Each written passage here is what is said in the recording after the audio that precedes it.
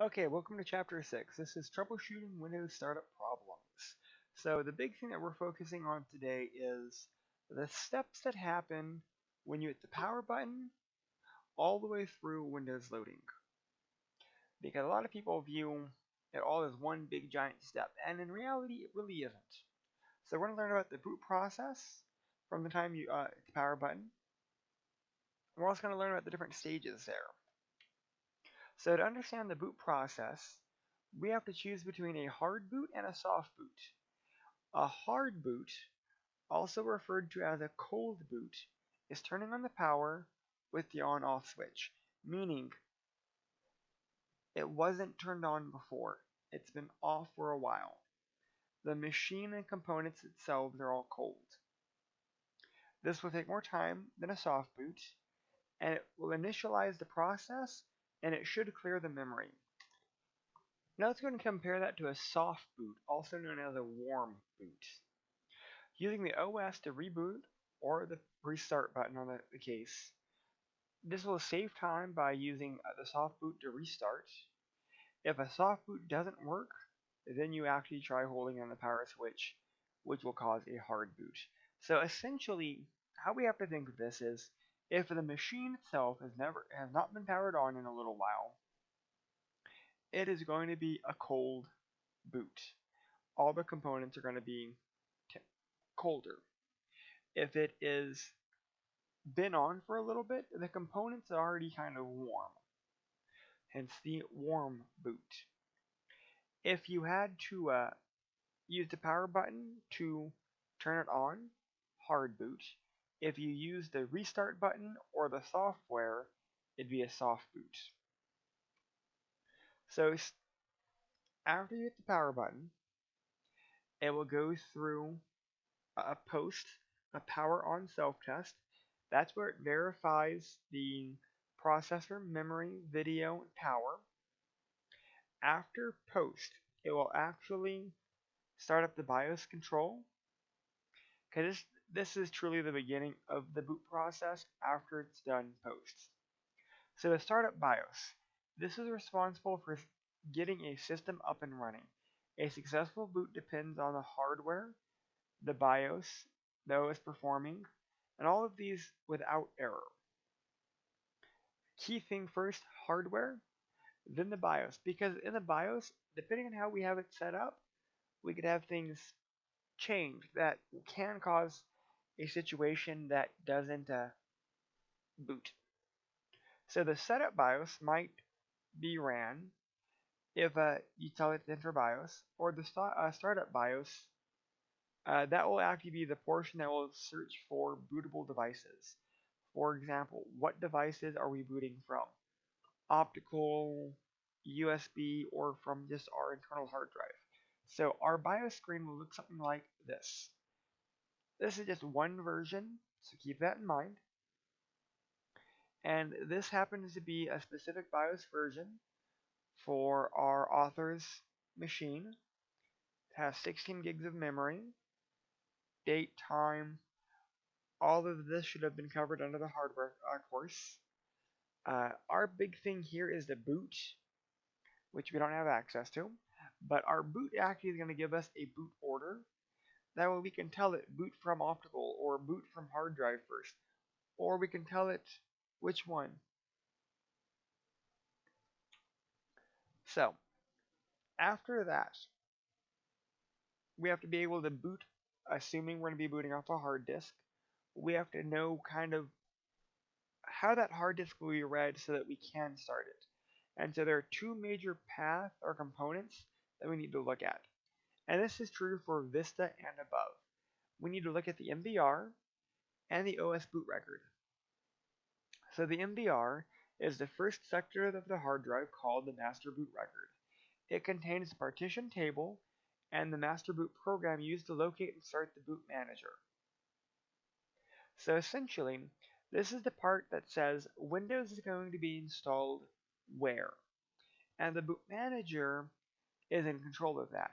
The boot manager will load, and it will actually seek out to find where Windows is installed. And that's actually part of the OS boot record, which is the first sector of the systems partition, normally defined as C drive, and this is the component where Windows should be stored. So, the OS boot record is normally used by Windows XP. For Windows 7, Vista, and above, we're looking at this thing called BCD, Bravo Charlie Delta, also known as Boot Configuration Data. And that's normally stored in a systems partition for boot.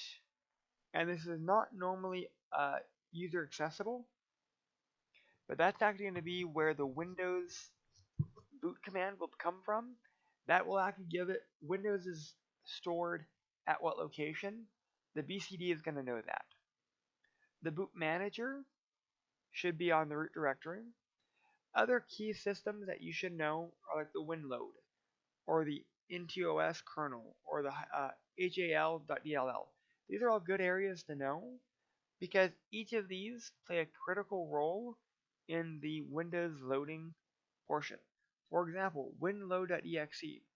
It's the Windows bootloader that loads and starts the essential Windows processes. If that doesn't exist, Windows bootloader is not loading. The startup essentials isn't happening. So you want to know each of these. Flowchart time. So, our author loves the flowcharts. So, after our BIOS check happens, after post, what happens? Did an error occur? If yes, we will go, is there active video? Yes or no? If no error occurred, no. It will check the CMOS to find the operating system. It will launch the MBR, it'll load the boot manager, it will read the BCD. From that BCD, we get a few different options. Normal startup, dual boot, user presses spacebar, if there wasn't an option, the advanced boot configuration screen, or a previous screen may have happened that caused an abrupt Windows stop error. If it started normally, it will load the boot loader, and then it will go through these 7 processes. It will load the kernel, load the HAL, load the system registry. It will read the system registry and load the appropriate device drivers. It will read the system keys. It will start the memory paging process, and then it turns over startup to the OS kernel so that it can finish. If it's just a dual boot, then the Windows Boot Manager screen will happen. Then it'll go to the bootloader for that appropriate operating system. If it's an advanced option, then we'll get the appropriate screen, so forth. So the OS kernel. Underneath the OS kernel, it will be our HAL, the registry. It builds the appropriate registries, starts critical services and drivers. It will start the session manager, starts all the subsystems for our interaction with applications, the Logon manager, and we'll go all the way down through the list. Key things after 4 is it will start Service Control Manager, or the services. It will start the local security authority process. It may, if it fully boots here, it may update the last known good configuration. Then it will launch the user initiation, and then it will apply the GPOs, and this should turn over to the user logon. So tools for solving some of our startup problems are going to be either the advanced boot option or the Windows Recovery Environment, or also known as Windows RE. Normally the RE, the power here is our command prompt. The reason that the command prompt portion here is so important is because we get certain recovery commands while here that normally we would not. So let's look at our advanced boot option menu first, and that's by default. Tapping F8 before Windows loads will take you to this screen, and part of that is going to be repair your computer, This is available in 7 and above. That will auto launch the recovery environment, or you get safe mode options. Safe mode option will have a few different options. Safe mode, just regular safe mode with networking, safe mode with command prompt, safe mode with low resolution, and there's a few more. But the important thing to realize is this regular safe mode will load the default system services, will give you no access, it will use no dedicated drivers, it will load just bare minimum drivers. You will get a low resolution and a black wallpaper. The safe mode will actually appear on each of the four corners, like this. It will load again the bare minimum resolution. That way, it will try to minimize the things that could be going wrong so that you could troubleshoot the things as they load. So we have recovering the system using safe mode. We actually have a few items that we can do while in safe mode. System restore, the check disk, device manager, the msconfig. We can uninstall or install programs. That one's kind of iffy depending on the service pack and depending on the software that you have. Sometimes you can, sometimes you cannot remove software. You can view the event viewer, but also importantly here is sometimes you can install appropriate software. For example, if you get a virus, if you restart in safe mode, you can actually then download Malwarebytes, safe mode with networking, that's what you want to choose, so that you can get on the internet, so that you can download Malwarebytes, so that you can install Malwarebytes and scan it while still loading the bare minimum environments. That saved me several times. So let's talk about some tips. So tips about loading in the safe mode. Normally I'd say safe mode with networking. That way, if you need online access, you have it. That way you could do things like update your antiviruses or update your anti-malware. That way you can scan them with updates. If you're having problems with that, just try straight safe mode. If safe mode with networking and safe mode aren't doing the trick, last result, safe mode with command prompt. That way you can at least do basic shell commands with the command prompt. So safe mode won't load if core Windows components are damaged or corrupt. So do keep that in mind. Also, when you load in the safe mode, all the files used for loading are recorded in the ntbt log.txt. This is kind of important is that way if a specific item is causing issues, you can consult the appropriate log to find out what's causing the load problem. So safe mode with networking, you can get network support. Remember that video drivers aren't going to be loaded, so keep that in mind. Safe mode with command prompt, you have your SFC or your check disk. Both are used to verify system files. You could also do a system restore from command prompt. Here's an example of an SFC scan. Here's an example of our restore. If we're looking at the enabled boot logging, it will show what specific drivers are loading or not loading. So we already talked about the low resolution. That's going to be again the 640 by 480 screen resolution. That way, if you accidentally loaded a resolution too high for your monitor, this will allow you to go back to a smaller resolution. Not so much required in modern day operating systems, but it's still there just in case. Last known good configuration, that's a big one.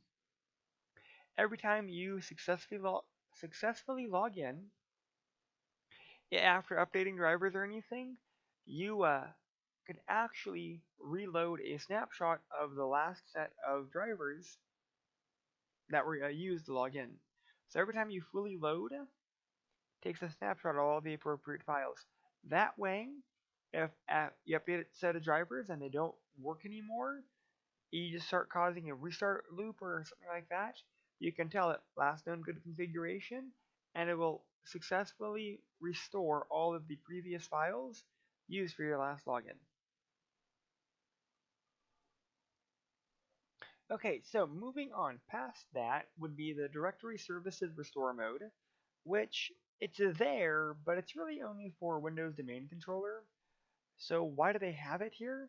It's because the advanced boot option menu is standard. It is across all operating systems within the Windows family, and it's been that way for quite a while. Another one is the debug mode, which you can move the system's boot log from a failing computer to another computer for evaluation. And lastly, one of my favorites is this disable automatic restart on system failure. Essentially what it does is it stops rebooting upon encountering a system failure. So you ever get a blue screen and you want to read the blue screen, but it just constantly restarts and restarts and restarts? Well, by doing this option, it will actually disable the restart for the next boot process. So that way, if the next time you start, if you do get a blue screen, it will not restart when it encounters the blue screen. That way, it gives you time to read the blue screen. Alright, so let's get back into our Windows RE. So this is, again, launched through the Advanced Boot Options menu, or launched off a Windows 7 or above disk. And it actually loads a pre-installed environment in the memory. You can actually also create a repair disk. So this will actually be a complete backup of your PC. Alright, so once we've loaded into our Windows RE environment, our recovery disk, our full disk, is going to be our third option. But we have a few other ones. Our first option is startup repair. This is an automatic repair and prevent type thing. Next, system restore. That will allow you to load previous restore points. There's also Windows built-in memory. And lastly is our command prompt. Our command prompt honestly has been my favorite because startup repair automatically tries to fix things, but the command prompt gives you more flexibility. So, got to keep that in mind. So first, let's use the least intrusive tool. And so they tell you use system restore. That's going to be based off of experience. I don't normally like system restore, but again, it just kind of depends on the situation. Normally, you want to use the least intrusive first, so memory, restore, the command prompt, then system image. However, every time I've done it, I've started off with memory, then the command prompt, then system restore. I use the command prompt with the boot, B-O-O-T-R-E-C commands, the bootrec commands. That way I can do basic repairs first to see if I can repair it before having to do a system restore. So in Vista, the complete PC restore option is available instead of the option for a image recovery. So for Vista, this is slightly different. In Windows 7, 8, 8.1, and 10, their naming may be off, but essentially they're going to do the same thing. So in the command prompt, we have the options to do basic commands, like check disk or disk part, or my favorite, again, is bootrec, B-O-O-T-R-E-C. So if we're doing disk part, we've already discussed disk part in Chapter 3 Supplement, and in Chapter 3, because that's where we did a lot of our disk part labs. You want to see some of the disk part commands, so if you're having to deal with hard disk issues, you could try to repair them. If you're dealing with boot configuration data issues, BCD issues, again, I can never reiterate the importance of this. The bootrec command, B-O-O-T-R-E-C. Here's an example of our disk part output. Alright, so again, command prompt window in Windows RE enabled networking. Networking is not normally available, so keep that in mind. We can actually use the WPE initiate command to enable our networking command. So WPE INIT will turn on the networking functionality there. Now we get into our repairing the file system and key boot files. Again, bootrec commands to repair the BCD and boot sector of the drive. Here are the 4 commands that you really want to memorize for repairing our bootrec or our BCD issues. Bootrec /scanOS, rebuild BCD, fix boot, fix MBR.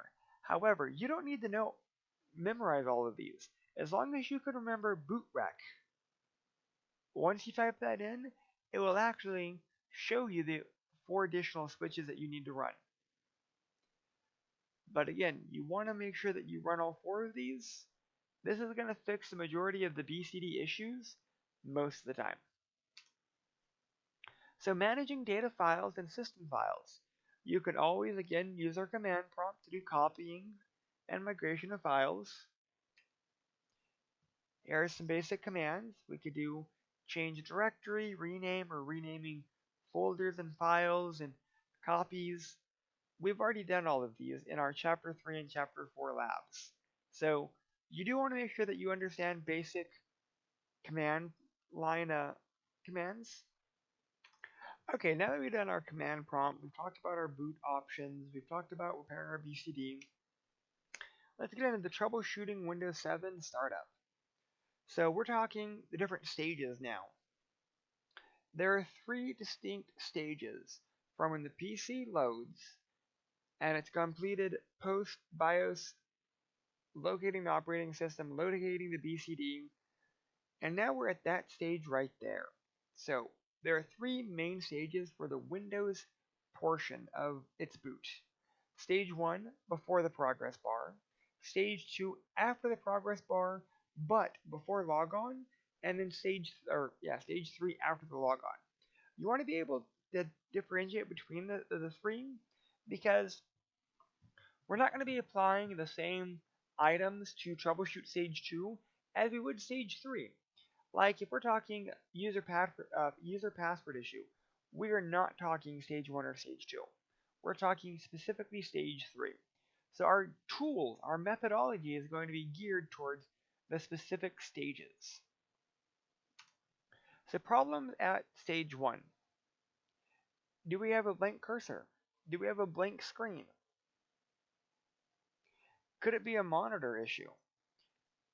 That's a far-fetching one, but that's one of our options. Does the computer appear to have power? Again, that's all going to be prior to those stages, but yeah. Is there an error message before Windows loads? Do we see BIOS messages displayed? Do we get any prompts? Do we get any cursors? Do we get any sound? Could it be hardware? Could it be some type of disk read error or no operating system found error or temperature? Can the startup BIOS access the hard drive? Are we seeing any possible messages like hard drive not found or fixed disk or boot failure or no bootable devices? Those are all key things that we could be looking at. Can the BIOS find the hard drive, but could it not read the hard drive? So example, it could actually say things like invalid boot disk. I've done that where certain computers will not boot if a USB flash drive is in. It will just show invalid boot disk. So we can use our BIOS setup to set the boot sequence. That way we can set things like what to boot first. If our first boot option can be set, we probably should set it to hard disk, assuming that we're not installing an operating system. That way, it'll boot off our hard disk. If we want to have it boot off a disk first, like a CD or a DVD, then we set the first bootable to CD or DVD or optical. So, problems at stage 1 before the flag or progress bar appears. Can we boot from a repair disk? Can we boot from the Windows setup disk? Can Windows RE find the Windows installation? If not, again, attempt auto repair or attempt the BCD repair options. Again, boot rec. Try running the startup repair. Maybe try running the system restore. Try seeing if we can boot into safe mode. Can Windows find it? If it can find it, but we still can't boot into it, try again repairing a second time, trying to repair it from our command line. I've noticed sometimes that when we run the automatic repair, it will fix one component, but it won't fix the second issue. So sometimes I've had to run our auto repair and our boot rec commands 2 times. First time, restart. Second time, restart. That way, they can repair the appropriate item, and on the second path, repair the second issue. So keep that in mind. Sometimes you may have to run these 2 times. And if you're not sure, run them once, restart, run them again, restart. If you're still having the issue, run them a third time just to be sure. They don't take very long to run.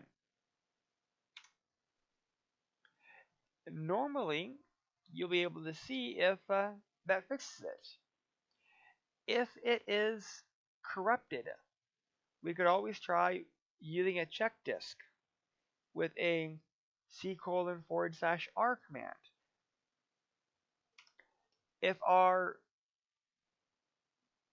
boot files are corrupted, like we get a screen like this, it'll tell you which items are corrupted.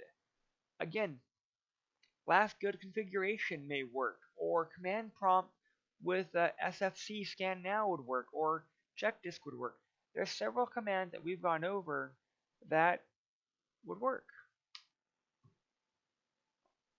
If RE can find the installation, maybe see if we can browse our hard disk. Use some of the commands that we've learned, like dir, change directory. Let's see what we can find.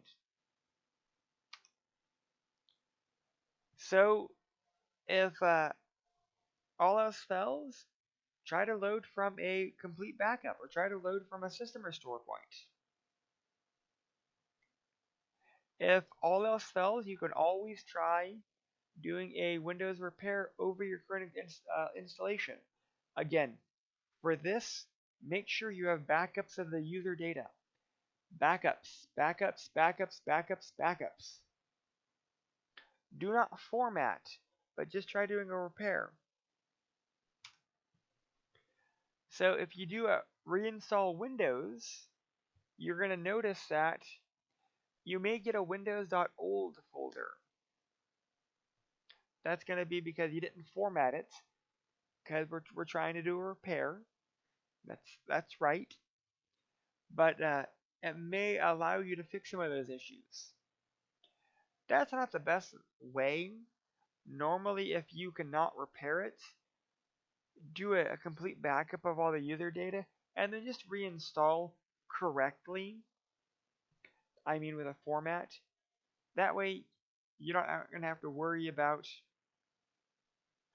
any issues or mistakes coming through. So stage 2, after the flag, but before login. Make sure you're seeing things like, are things fully loading? Are drivers loading? If we're not getting a logon screen, then it could be there's a corrupted driver or a corrupted service. But that way we could start gearing our troubleshooting to those areas. So steps. Again, back to our safe mode, or back to our repair screen. Check disk. You may go into safe mode, look at your antivirus, run it, look at the event viewer, look at the msconfig. You want to start seeing what tools you can run to see what errors are causing. Normally, event viewer is a big one, check disk is a big one. If none of those work, try last known good configuration. If that still don't work, start repair. It may be boot logging to see which drivers are having issues if the startup repair doesn't work. Compare the boot logs. If you cannot boot in a safe mode, open a command prompt in the recovery. Back up the registry and try doing it from there. This is more advanced, but try disable services or drivers by changing the start value of them. This is more advanced, and most people don't waste this much time doing it. If your PC is not loading, user backup, all the critical data for the user, reinstall Windows appropriately if you're at this step. So you could also look at stage 3 after Windows login. Problems caused by applications or services startup. Maybe you're getting invalid shortcut items, or maybe you're getting error messages at startup. It could be that you're trying to load a program that no longer exists. So any prompts after login, we're going to have to do a little bit more research. Normally, that's going to be a file that's corrupted or not running that is still being told by the registry or by msconfig to start, even though in reality it doesn't exist anymore. So here are some additional troubleshooting for not specifically software issues, but things like your hard drive making loud clicky noises, or you're getting a disk read error. You guys can go through these. Other errors could be RAID not found, or no graphics, or a blue screen. You guys can read through all of these. How to recover lost data. Normally you could do data recovery tools, double check the recycle bin, double check your backups. You could always try the recovery command, but realistically you're probably looking at third-party software for recovery. Just because you delete it doesn't mean it's gone, but the quicker you try to recover it, the better. So recovering data from a computer that will not boot, you could take the hard drive out, stick it into a working computer, try to copy the data off that way. Or you may be able to get specialized tools like a SATA or IDE to USB. That way you could plug in your hard drive as a USB device. That's always an option. Alright, so that is our summary for Chapter 6. I wanted to thank you guys, and hope you guys have a great day. Thanks.